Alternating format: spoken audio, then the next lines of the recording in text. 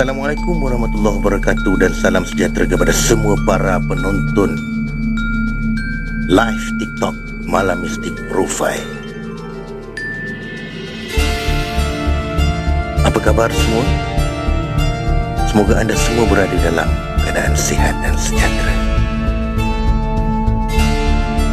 Dan di sini Profile mengambil kesempatan untuk mengucapkan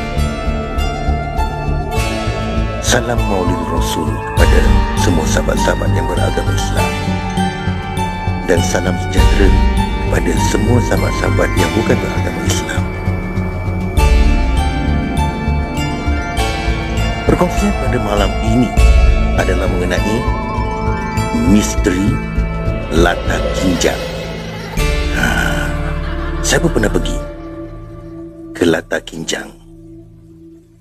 Sekiranya anda sudah bersedia, ayo rasai sentuhanku.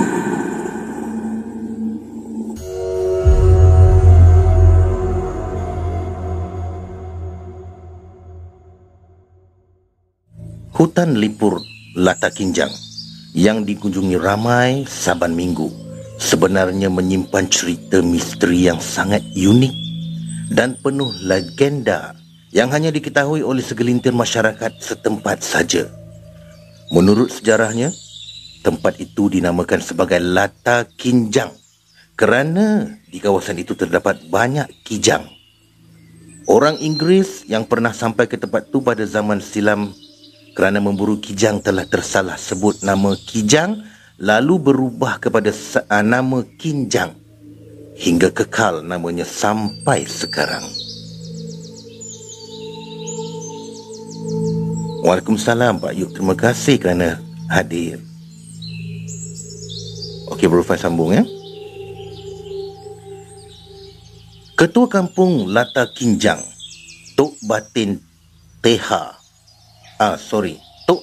Taha Husin dan pengurusi Jawatan Kuasa Kemajuan dan Keselamatan Kampung JKKK, Encik Haslam Abdullah, ketika ditemui turut mengesahkan Lata Kinjang banyak menyimpan kisah misteri yang sangat unik. Bila waktu lapang, saya bercerita kepada anak cucu untuk mendengar kisah Lata Kinjang. Kata Tok Batin Husin yang menyebut Lata tersebut telah diteroka oleh 4 keturunan bermula daripada datuknya, Allahyarham Mat Yakin. Ini sejarahnya ya. Setakat ni belum ada usaha-usaha untuk membukukan cerita-cerita misteri dan sejarah Lata Kinjang ni. Ini bermakna apabila kalangan orang tua-tua meninggal dunia, sekaligus akan lenyaplah cerita legenda Lata Kinjang untuk diketahui oleh generasi muda. Tok Batin Husin berkata, di sekitar Lata itu terdapat beberapa kesan yang ada kaitannya dengan sejarah kemunculan Lata Kinjang sejak ditemui oleh manusia beratus-ratus tahun dahulu. Dia sendiri mengetahui sejarah Lata itu daripada cerita mulut yang didengar daripada datuknya Allahyarham Mat Yakin dan bapanya Allahyarham Taha. Beliau berharap ada di kalangan 9 orang anak dan 12 orang cucunya akan menjadi penyambung cerita mengenai sejarah Lata Kinjang kepada sesiapa yang ingin mendengar kisahnya.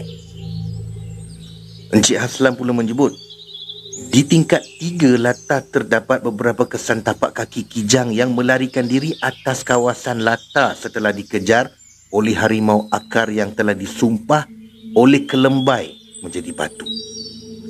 Kesan tapak kaki kijang dan batu-batu besar dari lembaga harimau akar masih boleh dilihat tersergam di tingkat 3 Lata tersebut. Bunga Undang Bara, tempat tu memang mistik. Di kawasan Lata tu juga terdapat kesan kubur anak kelembai yang terbaring memanjang dalam lubang kubur yang sudah menjadi batu. Bekas tapak kaki kelembai termasuk lesung menumbuk padi yang telah disumpah menjadi batu. Beliau turut menceritakan kisah misteri seorang wanita cantik yang dipercayai sebagai Puteri Bunian yang pernah menjelma di kawasan Lata itu pada masa silam sehingga menarik perhatian seorang hartawan Inggeris yang bercita-cita ingin mengahwini puteri itu. Menurut ceritanya, hartawan Inggeris itu yang secara kebetulan berkunjung ke Latar Kinjang dalam tahun 1900 telah diberitahu oleh masyarakat orang asli di situ mengenai penjelmaan seorang wanita cantik di kawasan Latar, terutama pada musim bulan mengambang. Kabus. Kerana terlalu ingin nak melihat wajah Puteri Bunian, hartawan Inggeris tu telah membina sebuah banglo di tingkat 1 latar dan membina tangga batu dari bawah hingga ke puncak latar. Beliau membina banglo tu sebagai tempat penginapannya untuk melihat secara dekat wajah Puteri Bunian yang dikatakan sering menampakkan dirinya bila menjelang senja. Tetapi setelah menunggu berbulan-bulan di situ, hajat hartawan Inggeris itu tidak kesampaian. Kesian. Lalu dia merasa kecewa dan terus pulang ke negara asalnya di Eropah dan telah meninggal dunia beberapa bulan kemudiannya.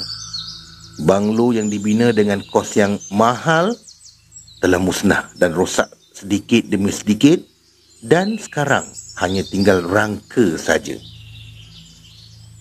Encik Haslam memberitahu Puteri Bunian muncul di tengah-tengah latar untuk mandi bersama pakaian yang dipakainya dan berdiri tegak di atas batu latar dengan rambutnya yang panjang mengurai melepasi punggung. Puteri Bunian itu yang disifatkan sebagai penunggu latar hanya menunjukkan dirinya beberapa minit saja kerana dia tidak mahu identitinya dikenali oleh manusia biasa. Ini kerana Puteri Bunian tu hanya tinggal dalam lipatan sejarah saja, kerana dia tidak muncul lagi di kawasan latar tersebut. Mungkin disebabkan latar tersebut telah menjadi tumpuan ramai dan dia enggan menjelmakan dirinya. Di kawasan latar tu juga terdapat serumpun pokok buluh perindu yang hanya boleh diambil oleh orang-orang tertentu saja. Bukan orang sembarangan, ya. Allahyarham Seniman Agung P. Ramlee pernah dikatakan memiliki buluh perindu yang diambil daripada Latar Kinjang untuk ubat memerdukan suaranya. Wallahualam. Encik Haslam memberitahu di kawasan latar itu juga terdapat banyak kambing gurun, tetapi sukar diperangkap kerana ianya sangat lincah dan pandai menghilangkan diri. Beliau berkata, semua cerita misteri yang berlaku di kawasan latar itu menjadi cerita lisan yang bersambung dari mulut ke mulut sahaja. Beliau sendiri mengetahui cerita misteri latar daripada datuknya Allahyarham Mat Yakin. Saya bersetuju jika ada usaha untuk membukukan sejarah legenda Latar Kinjang dijalankan oleh mana-mana pihak, sama ada menerusi cerpen, novel, puisi atau pembikinan drama filem, tegasnya. Beliau yakin misteri legenda Latar Kinjang akan menarik perhatian khalayak ramai jika dapat dijadikan drama atau filem. Ia terselah kepada para karyawan filem dan drama untuk menjawabnya. Sekian.